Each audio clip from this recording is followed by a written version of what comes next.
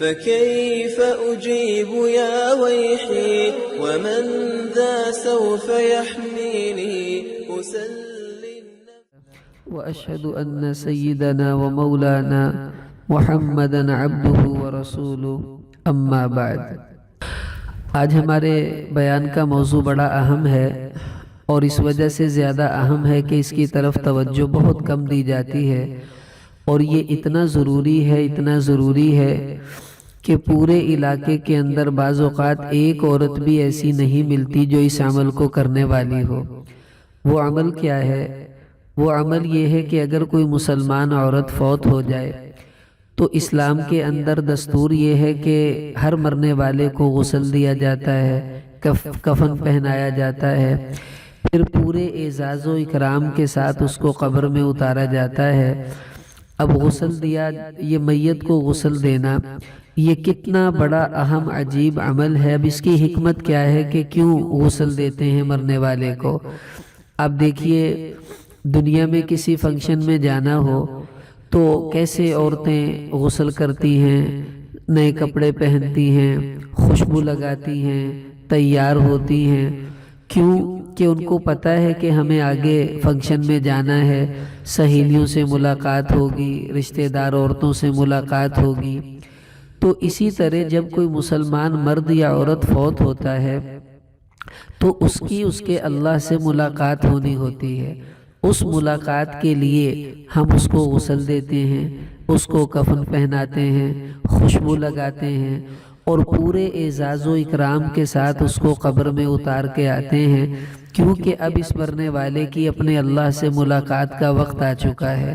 تو اس ملاقات کی وجہ سے ہم اس کو تیار کر کے آگے اللہ کے حضور بھیج دیتے ہیں۔ ایک حکمت تو یہ ہے اس کے غسل میت کی، اور دوسری حکمت اس کی ایک حدیث میں آتا ہے، حضرت ابو ذر رضی اللہ تعالیٰ عنہ کو نبی کریم صلی اللہ علیہ وسلم نے کچھ نصیحتیں فرمائیں۔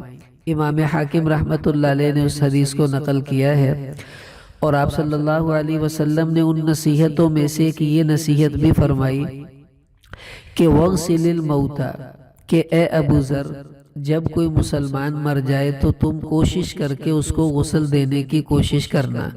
کیوں؟ فَإِنَّ مُعَاجَلَةَ جَسَدٍ خَابٍ مَوْعِظَةٌ بَلِيغَةٌ، کہ کسی بے حس انسان جب وہ مر جاتا ہے، چونکہ اس میں حس نہیں ہوتی ہے، وہ مر چکا ہوتا ہے، تو کسی مردہ جسم کو غسل دے دینا یہ بہت بڑی نصیحت ہے انسان کے لیے۔ ظاہر ہے جب غسل دے رہی ہوتی ہیں تو ذہن میں آتا ہے ہماری طرح یہ بھی کھاتی تھی، بولتی تھی، ہنستی تھی، اور آج بیچاری کیسے پھٹے پر پڑی ہے، کوئی اس کو پوچھنے والا نہیں، نہ بول سکتی ہے نہ ہل سکتی ہے۔ تو یہ نصیحت پھر اللہ تعالیٰ انسان کے دل میں ڈالتے ہیں کہ اے مسلمان عورت، جس طرح یہ مر گئی اسی طرح ایک دن تجھے بھی اس پھٹے کے اوپر آ کر لیٹنا ہے، تجھے بھی ایسے ہی عورتیں غسل دے رہی ہوں گی۔ اب یہ عورت جس کی اعمال میں سستی ہو، وہ غسل دیتے دیتے اتنا اس کا عمل کی رغبت بڑھ جائے گی، آخرت کا شوق بڑھ جائے گا کہ وہ خود بخود اللہ کے قریب ہونے کی کوشش شروع کر دے گی۔ یہ غسل دینے کی حکمت ہے۔ اب دیکھیے، طریقہ تو میں بعد میں بتاتا ہوں، جب تک انسان کو کسی عمل کی فضیلت معلوم نہ ہو تو اس کو کرنے کو جی نہیں چاہا کرتا۔ اب یقین کریں، میت کو غسل دینا اتنی بڑی نیکی ہے، اتنی بڑی نیکی ہے، اگر ہمیں پتہ چل جائے تو ہم کبھی کسی مردہ عورت کو غسل دینے سے پیچھے نہ ہوں، بلکہ دوڑ دوڑ کر آگے جائیں، اتنا بڑا یہ عمل ہے۔ ایک عورت سے کسی نے کہا کہ آپ غسل دے دیں کسی مردہ عورت کو، تو وہ کہنے لگی نا نا نا نا نا، مجھے تو ڈر لگتا ہے، مردہ عورت سے مجھے ڈر لگتا ہے۔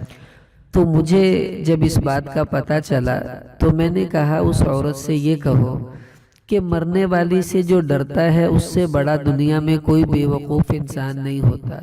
دیکھیے، مری ہوئی عورت پر آپ گرم پانی ڈال دیں وہ آپ کو کچھ نہیں کہتی، آپ اس کو ٹھنڈا ڈال دیں اس نے کچھ نہیں کہنا، تھپڑ ماریں گے وہ کچھ بولے گی نہیں، اس کو گالی دیں گی وہ آپ کو کچھ کہے گی نہیں۔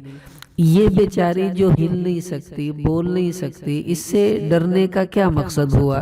یہ تو بے وقوفی کی بات ہے۔ یہ بالکل ایسی ہے جیسے بچوں کے جو کھلونے ہوتے ہیں ان میں بعض اوقات شیر بھی ہوتا ہے، چیتا بھی ہوتا ہے۔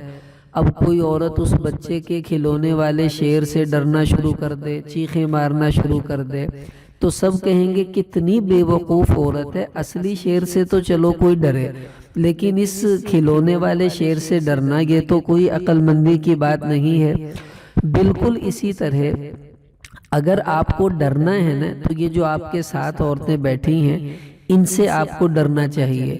ہو سکتا ہے یہ آپ کا گلا دبا دیں، ہو سکتا ہے یہ آپ کو مکہ مار دیں، ہو سکتا ہے چھری لا کے آپ کی انگلی کاٹ دیں، یہ سب کچھ کر سکتی ہیں، ان سے ہمیں کوئی ڈر نہیں لگتا۔ اور جو بیچاری کچھ بھی نہیں کر سکتی ان سے ہم ڈر رہی ہوتی ہیں۔ اب آپ ہی سوچ کے آئیے کتنی بڑی بے وقوفی ہے یہ کہنا کہ جی مجھے تو مرنے والی مردہ عورت سے ڈر لگتا ہے، میں اسے کیسے غسل دوں، مجھے تو ڈر لگے گا۔ ڈر تو زندہ لوگوں سے لگنا چاہیے، مرے ہوئے سے کیا ڈرنا؟ وہ تو کچھ کرنے کے قابل ہی نہیں رہی بیچاری، اس سے اب ڈرنے کی کیا ضرورت رہی؟ تو اب اس کی فضیلت سامنے ہوگی تو انشاءاللہ یہ خوف بھی ختم ہو جائے گا اور رغبت بھی پیدا ہو جائے گی۔ ابن ماجہ میں ایک حدیث آتی ہے، حضور صلی اللہ علیہ وسلم نے فرمایا کہ من غسل میتا وکفنہ، کہ جس کسی مرد یا عورت نے کسی مرد یا عورت کو غسل دیا پھر اس کو کفن پہنایا، آگے کچھ باتیں اور حضور نے بتائیں، اور آخر میں فرمایا کہ وَلَمْ يُفْشِ عَلَيْهِ مَا رَأَى، اور اگر اس نے اس مردہ